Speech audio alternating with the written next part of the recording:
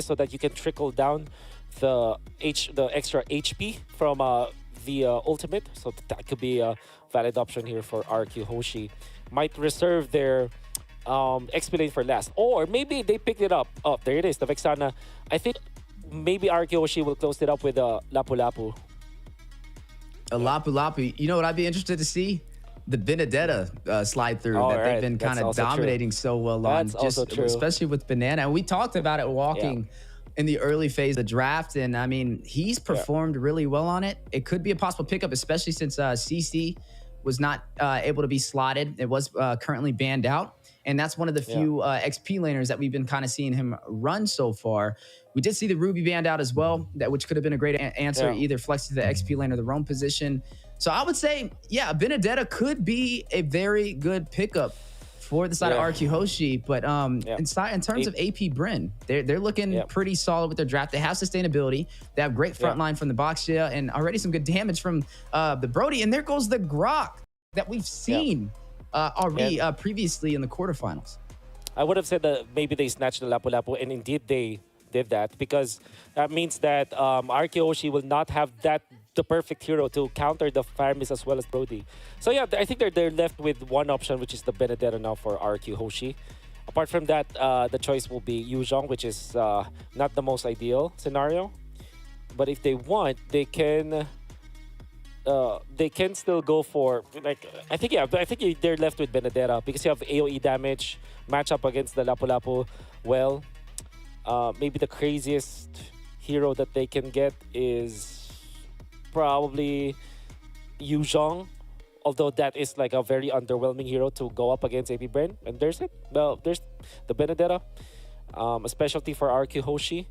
Great closeout. I think this is a relatively even draft, but I do like that. Time will tell on who will be our victor for game number 2. It's going to be a really good matchup. And I do hope that we get to a game number 3. Just because of how good the two coaches are drafting. I mean, just for game number 2, that's what I can say. It makes for an interesting draft, and I kind of want to see more. But at the same time, obviously, AP Brent would want to close this out 2-0. The way that they drafted this is to win the lanes, right? So you have the Lapu Lapu, which is a hero that rarely loses lane. Really good in that regard. Going up against the Benedetta, I think that if you go damage build on Banana, you're going to have a better time against the Lapu Lapu because of the trading potential that you have. Just have to be careful not to get hit with by skill 1 and skill 2 of this Flapteasy Lapu Lapu. Yeah, and Brusco taking some heavy hits nice and early. Going to force him to recall back to the base. RQ Hoshi starting to try and be a little bit more aggressive. May look a little bit more promising the game number 1 on the bot side. Banana very comfortable over here on this Benedetta, forcing Kyle Teasy to the bot side to stop him from taking down Flapteasy on the 1v1 engagement. Yeah. Gotta be Banana, just, you know. There's always that thing where you say that Banana is a one-trick kind of player, but man, every time you watch his Benedetta and the way that he plays it, you're always amazed. You can see even Flapteasy on the Yuzhong, the Lapu Lapu, I mean, is struggling against Banana's Benedetta. Yeah, speaking of struggling, big Terrify in the way. Brusco will be able to find one. Takes on Ogwin. A little different of a start than we've seen in game number 1. This time, we're able to see RQ Hoshi take the first kill as we do kind of pan over for a quick second. They are leading. That was first blood and now up by about 500 gold. Yeah. Good movements. Taking advantage of the Fredrin Minotaur wall that they can have, moving wall that they have with the Vexana from behind. It's like a war strategy from RQ Hoshi where they're slowly sieging AP Bren with these big boys in front line, and AP Bren couldn't do anything about it. Even in this thorough take, you can see that it's difficult for them, and Octa is just outputting so much damage from behind. He's free to do it. Yeah, a lot of damage. Irab will be able to claim that turtle. RQ Hoshi, this is what we're talking about. This is the RQ Hoshi we've seen in Group Stage A and in the quarterfinals. Now, leading the way in the early game, AP Brent on the backside of things this time around. Now, I would say Banana definitely opening up a lot of opportunity. Running on the Benedetta, a comfort pick, a staple pick inside of his hands. It definitely makes the difference in the early phase of the game, and it's something that RQ Hoshi is leaning on. Now, for AP Brent, I mean, they're still looking pretty promising. We like the Brody pickup, right? It's really good up against the up and close and personal heroes. Even the Benedetta, if she decides to rush in, it could be a possible problem. But so far, RRQ Hoshi, with the slight lead, looks like they've been able to find their tempo since game 1. Oh, yeah. And even Skylar is leading when it comes to the EXP going up against Super Marco, if I'm seeing this correctly. But there was a time where Skylar was level 5 and Super Marco was level 4. Super Marco had to go back to base, and this is looking really well for RRQ Hoshi. All of the lanes are going in their favor, and all of the core heroes from RRQ Hoshi are getting the farm over their designated matchup. So that's definitely a good sign. 3 minutes, 38 seconds to get the Feather of Heaven. Great timing for Skylar. Yeah, and Super Marco going to go ahead and pick up that Blade of Heptases for some great initial burst damage. Brusco trying to find an opportunity for the side of RRQ Hoshi. It looks like they're going to go in for a possible pick-off. Rushing straight in a few, but he may be able to make his way into that tier 2 turret. Irad, thirsty for the kill, but not able to close the distance for the setup. Maybe Irad with just the pokes. I mean, look at him having the freedom to do this because of Brusco's protection. Yeah, big wild charge. Guardian's barrier. Oh, wow. Dropping down from Ogwin, trapping Brusco and Octa from escaping. It's a good thing AP Bryn did not decide to engage on that, because that was a good setup to kind of zone them away from escaping. Yeah. Great plays coming up from RRQ Hoshi. You can see that without the wild charge, AP Bryn might not be thinking about taking the turtle, actually. Maybe they just go for pickoffs. But in comes the turtle fight. Yeah, sitting at about 75% HP. Irad on it over here with the Fredrin, being a little bit of a bully, not afraid to take the fight up close and personal. Rushes into Ogwin for the setup. Baptiste zoned out from Brusco. RRQ Hoshi, total control of the jungle and turtle pit so far, even extending into the purple buff, but Irad may be a little too close if they decide to engage. Big Minoan Fury, triple knockoff onto AP Bryn. Brusco with the setup, forcing out the Electrifying blow, and the Nether Realm coming alive from Few, as both teams still fighting it out over this turtle. Neither side able to find the advantage they were looking for. When Kyle is low, and Irad is half HP, but does have the sustain from the as a Fredrin. And they're trying to buzz from this turtle. Who takes it, though?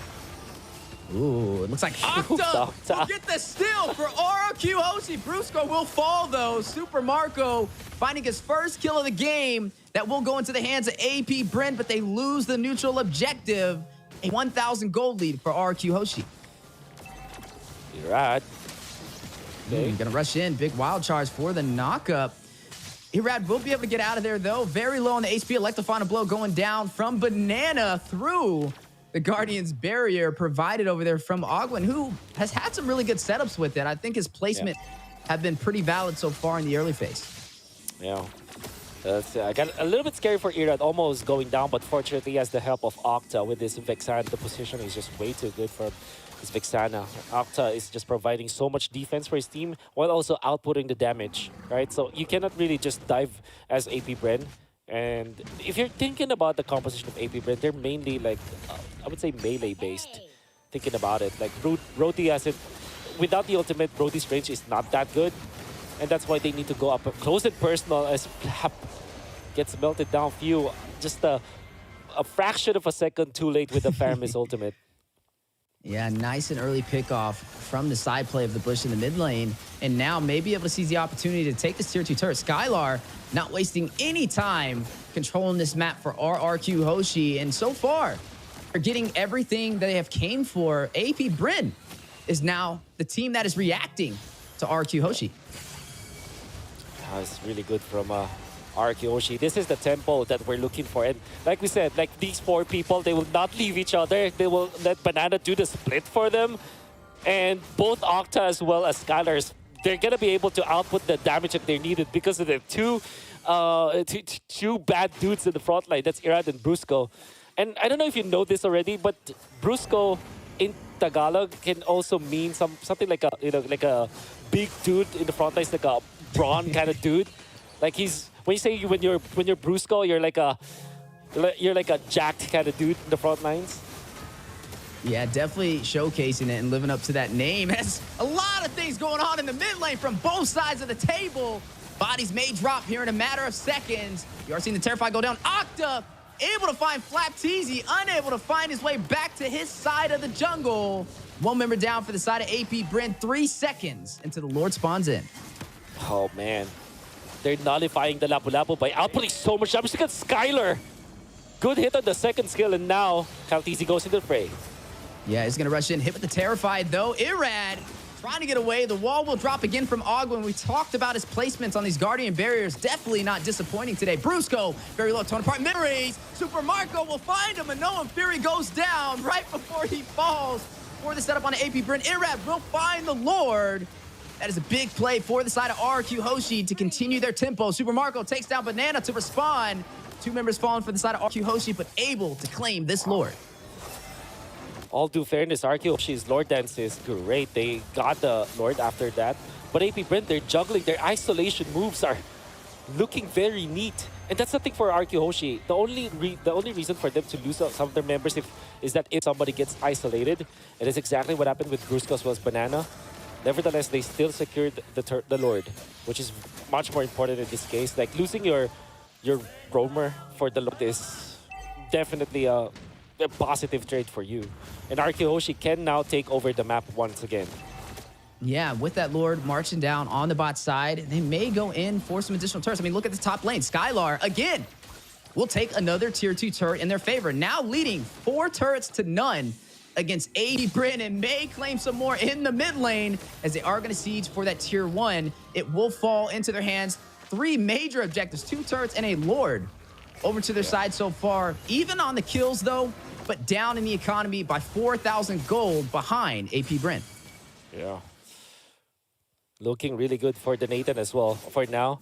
I mean, we haven't been talking about Skylar, but he is actually left in the kitchen for quite a long time now. 7.5k.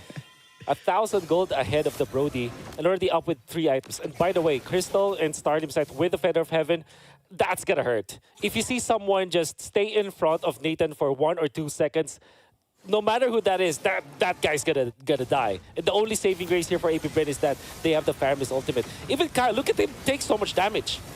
Ooh, big Minoan Fury as well for the knockup. The response back, though. Bruce go very low. Entropy going out.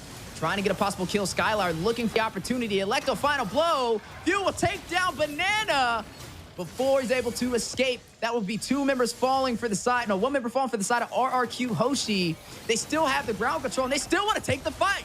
Irad will find Super Marco, finds the marksman for AP Bryn, and going in for this tier 2 turret. You're looking at Flapteezy not trying to give it up without a fight. It will fall, though. Octa able to claim it for RRQ Hoshi. Oh, did you see that juggle coming up from AP Brent? Flapteezy activated the Bravest Fighter, hit onto 2 of their members, and looked like it's as if he will commit to the fight. But instead, he went back, and that actually attracted Banana to go in and get isolated again. He was taken out. However, RRQ Hoshi, with the farm that they have and the fact that they're grouping up, at least for the rest of their other members, they still were able to take out Super Marco, which is big, and they took an objective to go with it. So this is RRQ Hoshi not only controlling the tempo, but now having great plans whenever they're trying to go for plays. It's not anymore a mindless play that they're doing or a very reactionary kind of play that they're doing. This is actually a planned assault coming out from RRQ Hoshi. And now, passing that 11-minute mark, you're looking at RRQ Hoshi having full control of this game so far. Hasn't lost a single turret in this game. And now, looking to take the next objective on the board. The contesto from AP Bryn. A little bit of a knockup. Flapteezy very low. Entropy going down. Skylar able to get it, but a wild charge from Ogwood into the backside. We'll get the knockup, but no bodies will fall. Minoan Fury from Brusco. Triple set onto AP Bryn. Still fighting it out. Octa will find another. Down goes Kyle Teasy. Super Marco, though, in the fight. Skylar taking down Few. Super Marco and Ogwin by themselves. Few will get back in time. Get the most out of the passive from this Faramis. Now you're looking at RRQ Hoshi, trying to seize the opportunity to crack open the base from AP Bryn. Waiting for more. Skylar just destroys them. Irad gets the last hit, but you can see them. Skylar, though. Yeah, very low. Can't get around that wall. Gets a kill, though. Irad will find Super Marco. 4 members falling. Looks like they're going in for the finish. RRQ Hoshi looking to turn this game around. Can they do it? The terrified, the knockup, Kyle Teasy sustaining himself through all this damage, trying to buy some time. Few will find Scarlet, gets a double, takes out Banana. Minions are in play, but he will follow full wipeout on AP. Brent RQ Hoshi trying to close it out. Ogwin just needs a few minutes to go through, not able to close the distance. And RRQ Hoshi flipping the script and turning this around, evens out the series against AP Brent. And just like we said before Game 1 started, the priority for RRQ Hoshi is to win their lane matchups, particularly in the side lanes.